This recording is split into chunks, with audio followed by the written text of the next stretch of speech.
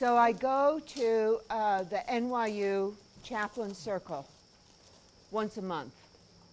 I'll try. I want to do this and this, so I'll be as loud as I can. And the programs are often very, very interesting. There are about 70 chaplains on the NYU campus, and 2/3 of them are from various fundamentalist backgrounds. Many Asian sects of Buddhism or Sufism or whatever. About 11 imams of different flavors of Islam. About a dozen rabbis, different flavors of Judaism. And the Episcopal Canterbury chaplain and I are the only people in the group who might be considered progressive Christian. Because there's a lot of more Orthodox Christians who participate. So for me, it's exactly why I love New York City. I get to be with people who are really different. I get to be in a minority of viewpoints, and I get to talk, and I get to listen. So every year for the opening ceremony, we have a visit from the mental health staff at the university, which is growing. The growth industry at NYU is mental health people, people who deal with if you have a report of any kind of sexual whatever, if you have any microaggressions or macroaggressions against you. And there's even an 11-person staff that reports directly to the president, headed by a very interesting lawyer who is in charge of sexual harassment. That's the department. So we get a report this year from the department of the department of the department that oversees all of these matters that in the dean's office that might be happening to students. And the report said that 83% of incoming freshmen feel overwhelmed. There were 7 criteria, and so they were giving us an emergency session on overwhelmedness. And the antidote was the growing number of meditation and yoga programs and how we should get people into those programs. So I thought that was fine as far as it went, and said something about, I wonder why so many people are feeling so overwhelmed. And everybody said, Trump. Everybody said Trump. I mean, the Republicans and the non-Republicans and the vast majority of people were internationals. I mean, they really aren't as interested in our election as we are, although they're interested in its effects. So the training consisted of stress reduction for a student so that the university could perform its essential mission of learning, teaching and learning. And no one wanted to talk about the systemic nature of the roots of stress, but I want to do that with you today. We just did a beautiful exercise showing that there are many good things. In fact, I call it often the Trump bump, that the worse things get, the better it is for certain kinds of organizations. It's been so much better for New Sanctuary. We got grants we didn't even apply for. Yeah? I mean, seriously. We've been trying to get in touch with the Rockefeller brothers for anything.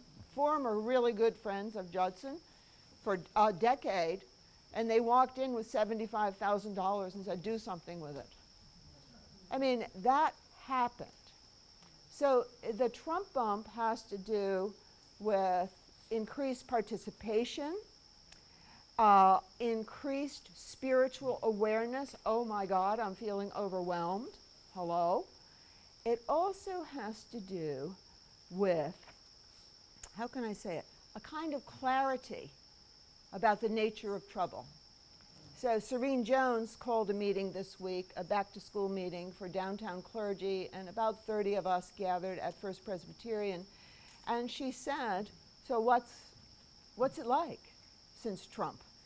And Winnie Varghese, former priest at St. Mark's and currently on the staff of Trinity, a church with whom we've had major spats. I don't know if you remember the Trinity spat during Occupy, but it was horrifying, just horrifying. I thought they'd never speak to us again.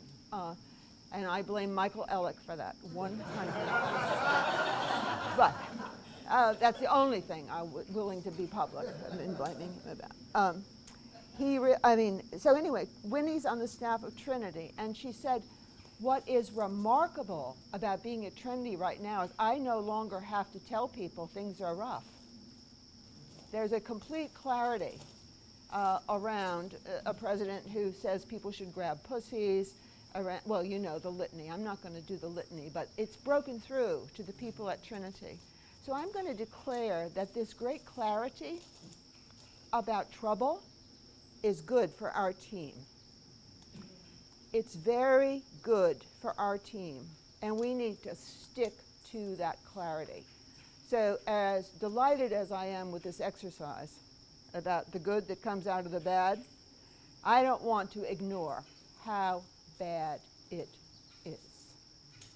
Don't want to ignore the fact that Joe Chen is checking in on October 27th.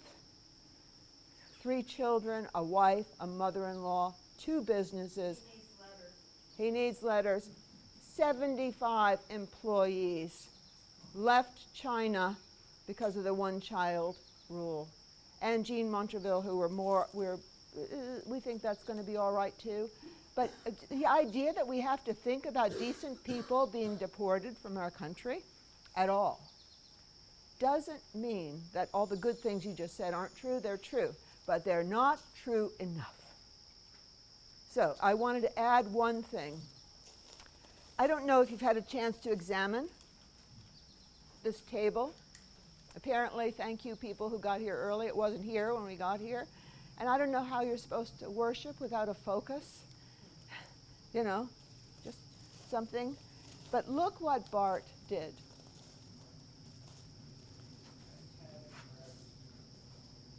Do you see what he did? He saw the beauty in these yellows and this white, and he angled it for us. Somehow, if we can see the beauty in our clarity, it is very beautiful. That things aren't right for everybody yet. And to touch that clarity as often as we can, remembering this beauty. So 2 quick parables, and I'm going to quit. They're parables about animals, because I get a lot of hope from animals. And one of you attacked me in the hallway while I was packing and knocked on my door and said, now about that Trump preaching thing, Donna. And in one sentence, you said, you have to continue to give us hope.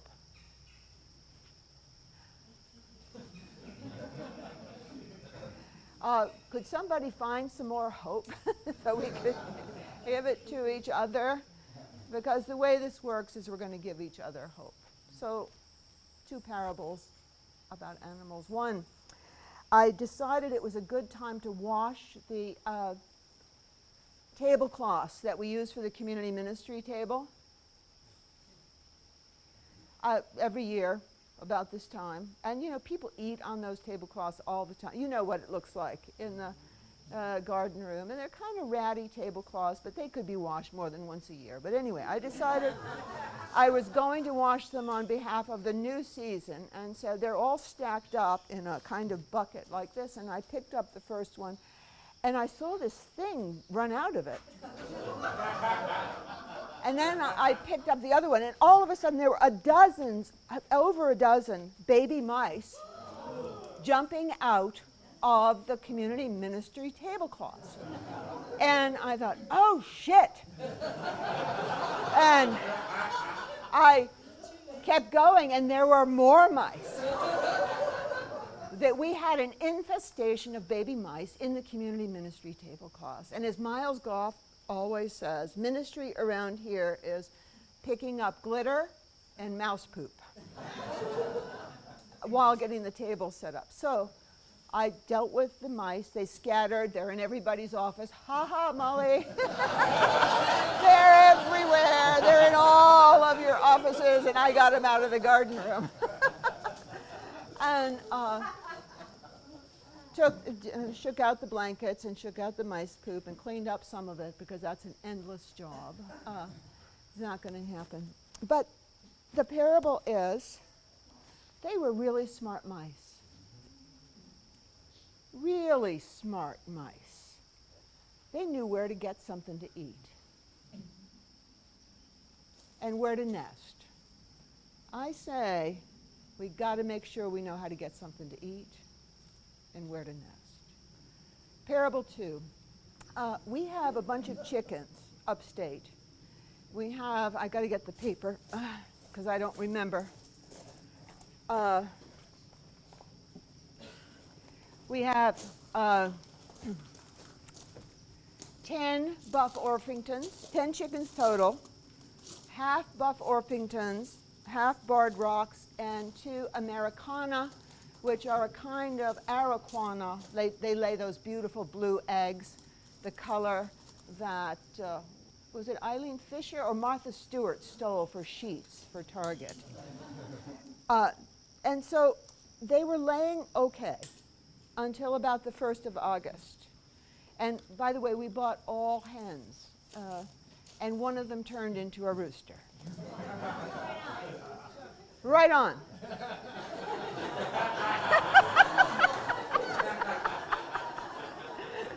Okay. You know, that happens, by the way. In a group of birds, it happens. So one of them turned into a rooster, and then that same bird turned into a mean rooster. Really mean rooster. You go up there to give them food, and it pecks at you. And next thing you know, they all kind of stopped laying. So for 2 or 3 weeks, right? No eggs. Nothing. And we kept feeding them and watering them and giving them all the food scraps. Nothing. So Warren said, I wonder if it's the rooster. I said, I wonder if it's the rooster too. So I came home one night and the rooster was dead. I don't know how it happened.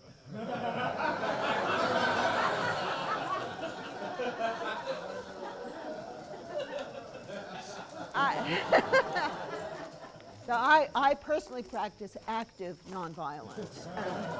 But anyway, rooster dies. A day or 2 later, they start laying.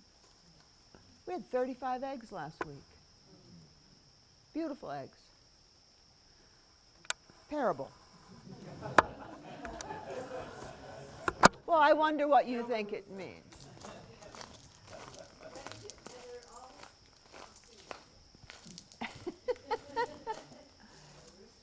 All right. Anyway, since I practice active nonviolence, I will not give the ending to this story. But it does seem to me that if people are overwhelmed and can't work and can't lay eggs, somebody ought to do something about the mean rooster.